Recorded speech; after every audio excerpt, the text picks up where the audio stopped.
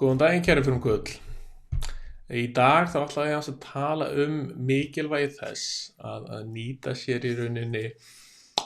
reynslu og þekkingu annarra og vera ekki alltaf einn eða ein út í horni að fikta í fyrirtækinu sínu heldur að leita sér hjálpar, búa sér til tengslanet og eins og ég segi, nýta alla þessa miklu þekkingu sem þarna úti, sko. Það þurfið ekki alltaf að vera að finna upp hjólu upp á nýtt.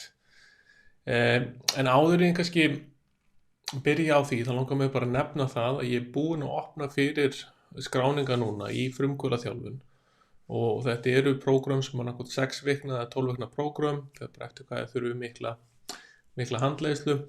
og þetta er hugsað bara fyrir annarkvort þá sem eru bara að byrja og þurfa að fá stuðning á meðan þeir eru að komast á stað eða þá sem eru nú þegar með fyrirtæki og gengur vel og en vil ekki ná aðeins betri árangri að þá fer ég yfir grundvallaratriðin með ykkur og hjálpa ykkur að fara í gegnum ýmsa hluti sem hugsanlega getur haft bæði jákvæð áhrif á reksturinn en kannski líka bara jákvæð áhrifun á upplifun ykkar að reksturinnum og líf ykkar. En byrjum á efni dagsins sem ég ætlaði að tala út af því að þegar ég var að byrja í fyrirtækjarekstri og ég stofnaði mitt fyrsta fyrirtæki þá var það mjög erfitt og ég hef talað þetta áður. Það var erfitt að afla sér upplýsinga, það var engin stuðningur og þetta var svolítið svona, ég þurfti að fara virkilega í gegnum svona erfitt tímabil til þess að koma svo af stað og alveg síðan þá hef ég verið mjög duglegur við að hjálpa öðrum frumkvöðlum en það sem hefur gerðist líka sérstaklega fyrstu árin eftir þetta er það að út af því ég fór í gegnum þetta erfiða tímabil og hafa svo mikið fyrir þessu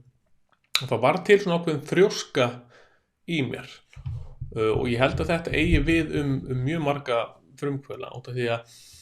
ég hugsaði víst að ég komst þetta langt, víst ég komst í gegnum erfiðin í upphafi við að koma svo stað og er nú allan að koma þetta langt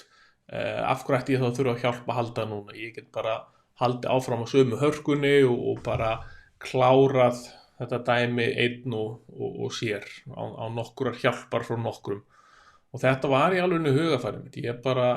ég trúði því að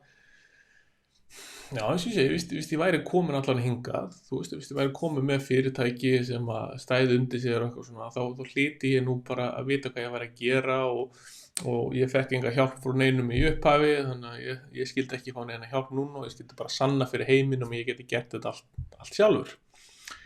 Og það var í rauninni ekki fyrir en mörgum árum seinna þegar ég fer í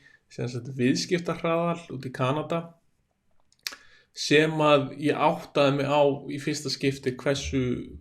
heimskuleg þessi hugsun hafi verið út af því að ég man þegar ég var að íhuga að sækja þennan viðskiptahraðal að það var ég einhvern veginn efins hvort ég ætti að gera það. Mér fannst ég persónulega vera komin of langt áleiðis eða mér fannst ég vera komin með of mikla reynslu á bak við mig og ég hugsaði bara það er ekkert margir aðalega með meiri reynslu en ég og ég hef nú sjálfur mentorað og hjálpað fullt af frumkvöðlum af hverju ætti ég að fara að leita hjálpar og fara inn í eitthvað prógram þar sem ég fæ einhverja menn og konur út í bæ til þess að leiðbeina mér og segja mér hvað ég gera. Ég kann þetta alveg sjálfur. Þetta var í alveg hugafæri mitt og þetta var náttúrulega bara út af því að ég hafði þurft að fara svolítið á þrjóskunni til að komast áfram að það var ég einhvern veginn fastur í þessu hugafæri en það sem gerðist þarna var það að þegar ég byrjaði í þessu prógram fyrsta lagi þegar ég tók þessa ákvörðun að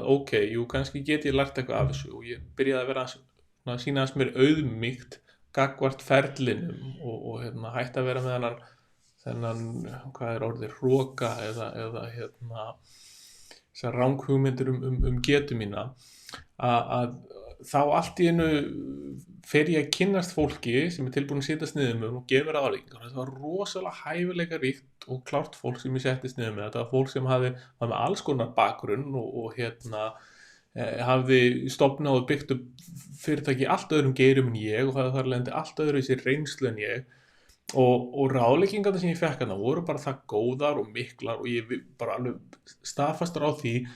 að ég náði að byggja upp fyrirtæki mitt í framhaldi af þessu miklu betur, miklu hraðar, ég náði meiri árangur á styttri tíma heldur en ég hefði annars gert ef ég hefði ekki farið í gegnum þetta prógram. Nú, eins og ég segi, þetta prógram var svona vendipunktur í ferlinu mínum, út af því að alveg síðan ég fór í gegnum þetta prógram að þá hef ég verið mjög opinn fyrir því að leita ráða frá öðrum og fá hjálp frá öðrum og það er það sem ég vil í rauninni ráðleggja ykkur að gera líka, að þið þurfið að vera opinn fyrir því að leita hjálpar hjá öðrum og fá aðstoð við þetta, út af því að þið getið alveg stofnað fyrirtæki ein og þið getið alveg byggt það upp en það er bara hark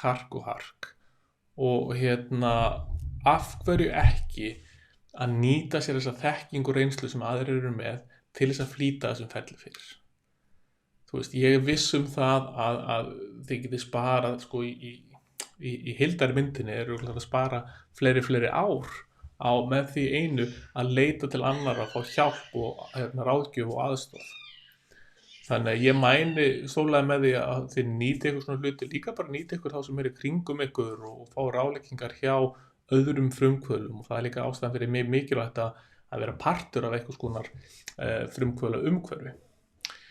Frumkvöðla umhverfi getur til dæmis verið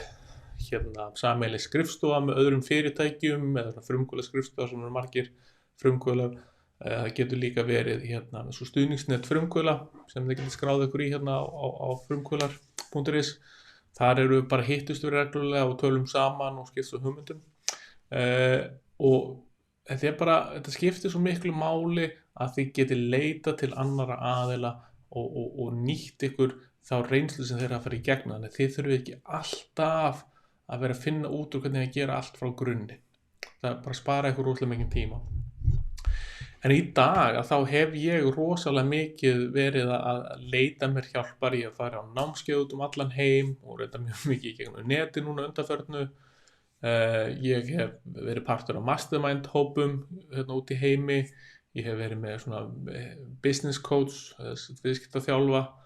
bæði hér heima og erlendis og hef í rauninni gert allt sem ég hef getað til þess að afla með raunverulegar þekkingar, þannig ég þurfi ekki alltaf að vera að finna allt upp og þetta er líka það sem ég áttaði á þegar ég var í þrjóskunni og þegar ég kemur ennþá fyrir stundum í þetta þrjóska hugafar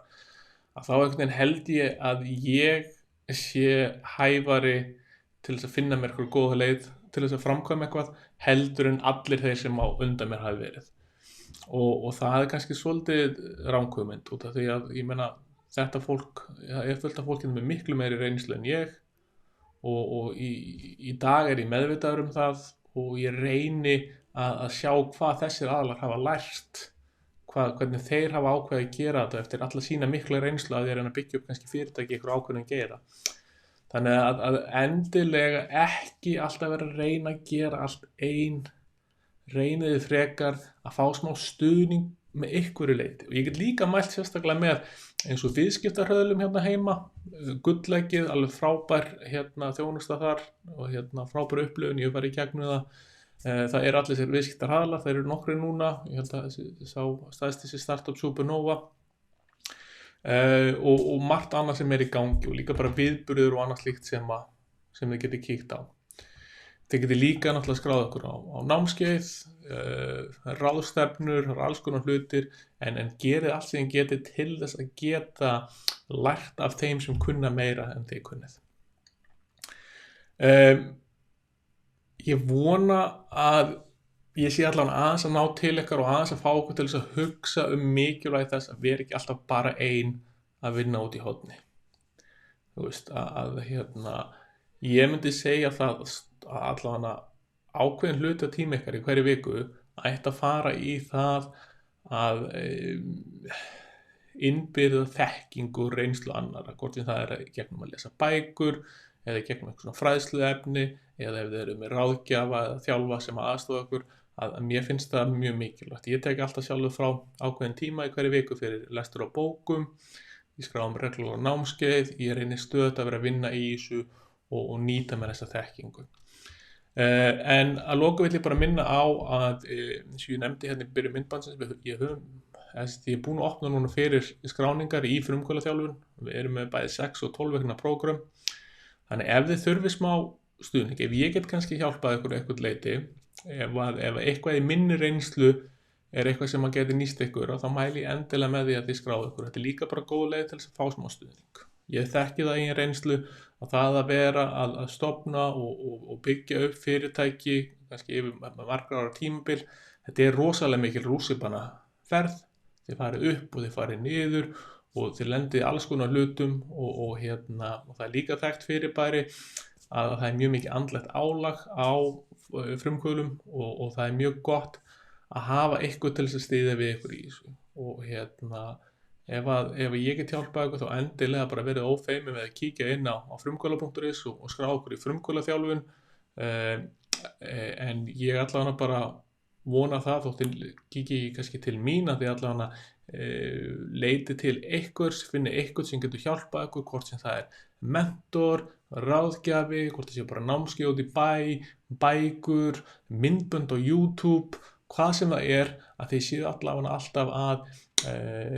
leita ykkur frekari fróðleiks og þekkingar frá aðilum sem hafa kannski gert það sem ykkur langar til að gera.